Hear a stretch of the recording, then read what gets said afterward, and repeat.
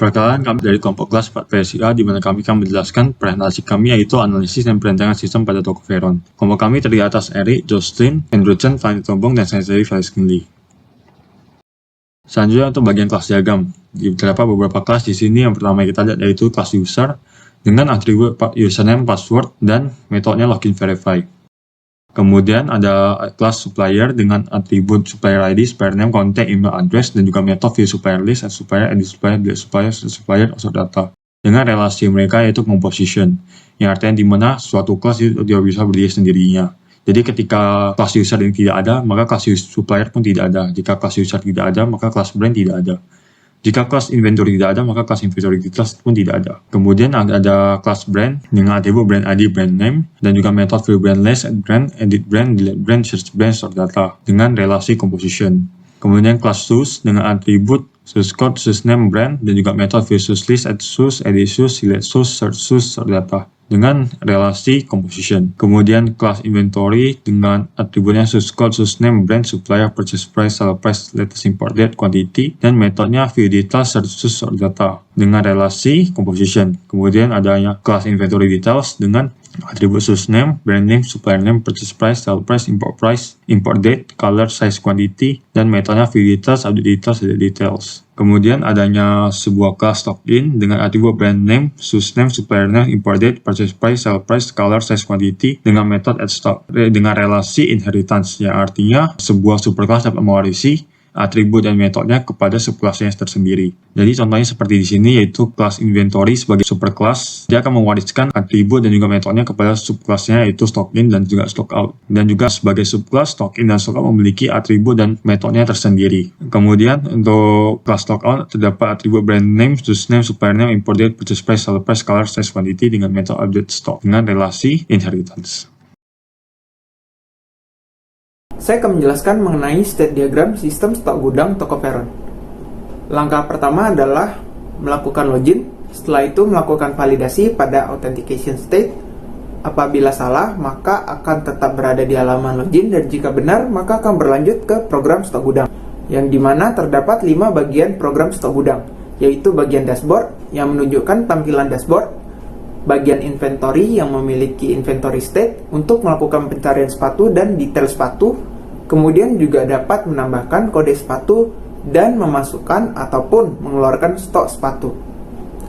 Setelah itu berlanjut pada bagian supplier data yang memiliki supplier data state untuk melakukan pencarian data supplier yang dapat melakukan update, delete, ataupun menambahkan supplier baru di dalamnya.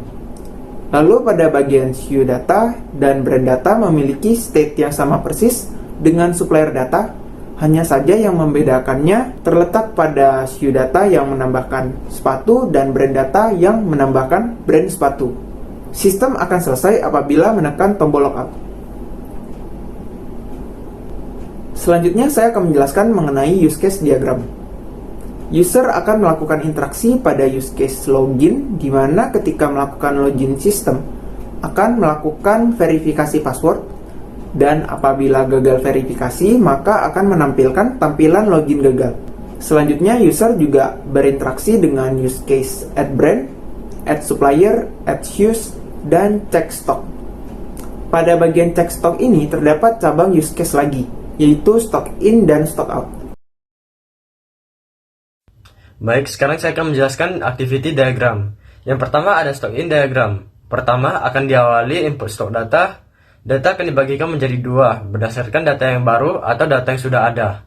Jika data masih baru, maka akan diinput dan direcord pada database. Jika data sepatu sudah ada, maka hanya akan terjadi penambahan pada quantity, yang kemudian akan terupdate pada sistem. Yang kedua ada stock out diagram. Pertama, user dapat mengupdate stok yang keluar. Sistem akan cek apakah data tersebut ada di database. Jika ada, data akan terupdate. Selanjutnya, communication diagram akan dijelaskan oleh Jocelyn.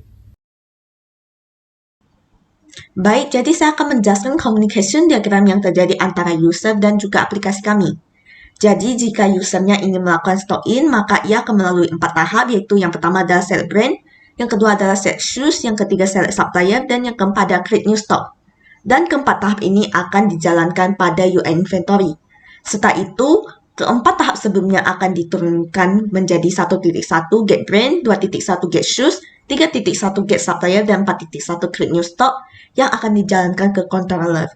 Dan pada controller ini akan menurunkannya pada objek tertentu, yaitu 1.1.1 get brand akan diturunkan pada objek brand, dan 2.1.1 get shoes akan diturunkan pada objek shoes, 3.1.1 get supplier akan pada objek supplier, 4.1.1 create new stock akan diturunkan ke objek stock in. Dan pada objek stock in ini akan terdapat objek baru lagi yang bernama stock in details, dan pada tahap ini akan diturunkan lagi menjadi 4.1.1.1 create stock in details. Nah, jika ingin melakukan stock out, maka tahapnya akan sama seperti stock in sebelumnya, namun hanya terjadi perubahan nama pada level 4. 4.1 akan berubah menjadi update stock, dan objek stock in sebelumnya akan berubah menjadi stock out, dan objek stock in detail sebelumnya akan berubah menjadi stock out details. Dan yang terakhir 4.1.1.1 akan berubah nama menjadi update stock out details. Mungkin sekian saja presentasi dari communication diagram. Selanjutnya untuk implementasi demo aplikasi kami dan juga UI-nya akan dijelaskan oleh Eric. Oke, jadi saya akan menunjukkan presentasinya dari bagian UI. Saya akan mulai dari halaman login terlebih dahulu. Di halaman login, kita tinggal mengisikan ID dan passwordnya, kemudian kita klik button login. Kita akan diarahkan ke halaman dashboard ini. Di bagian ujung kanan halaman dashboard ini terdapat button login. Kita klik, maka kita akan dikembalikan ke halaman login tadi. Kemudian di bagian bawahnya terdapat gambar stock in dan stock out yang menunjukkan jumlah inventory in dan inventory out selama 1 bulan ini. Di bagian bawahnya terdapat grafik yang menunjukkan jumlah sepatu per brandnya saat ini. Kemudian kita lanjut ke menu inventory. Di menu inventory ini terdapat tabel yang menunjukkan jumlah data-data inventory yang kita miliki saat ini. Kemudian di atasnya terdapat fitur search dan fitur sort yang untuk memudahkan kita untuk melakukan pencarian jika datanya nanti sudah terlalu banyak. Lalu misalnya jika ada stok yang baru masuk, kita bisa menambahkannya dengan mengklik button stock in yang ada di kanan ini. Ketika kita klik akan muncul tampilan seperti ini, kita isikan saja semua data-datanya, purchase price, sales price, dan sebagainya. Kemudian kita klik add, nanti datanya akan tertambah di bawah ini. Dan contohnya jika ada melakukan penjualan dan sebagainya, kita bisa melakukan stock out. Kita klik di sini, kita cari saja brand name, source name, dan sebagainya.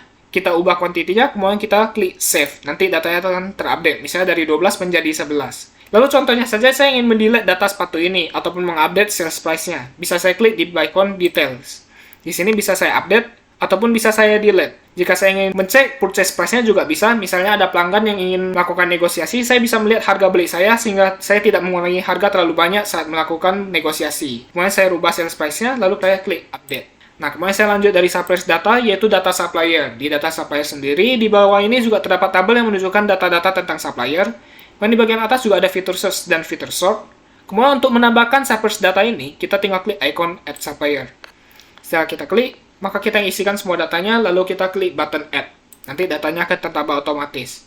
Dan contohnya saja ada supplier yang ingin mengubah email ataupun address-nya. Kita bisa mengubahnya dengan mengklik icon pensil yang ada di sini. Setelah kita klik akan muncul tampilan seperti ini, kita ubah saja email dan address-nya, lalu kita klik button update. Kemudian untuk menghapus data, kita bisa mencet icon tong sampah ini. Kita klik, maka data yang kita pilih akan terhapus.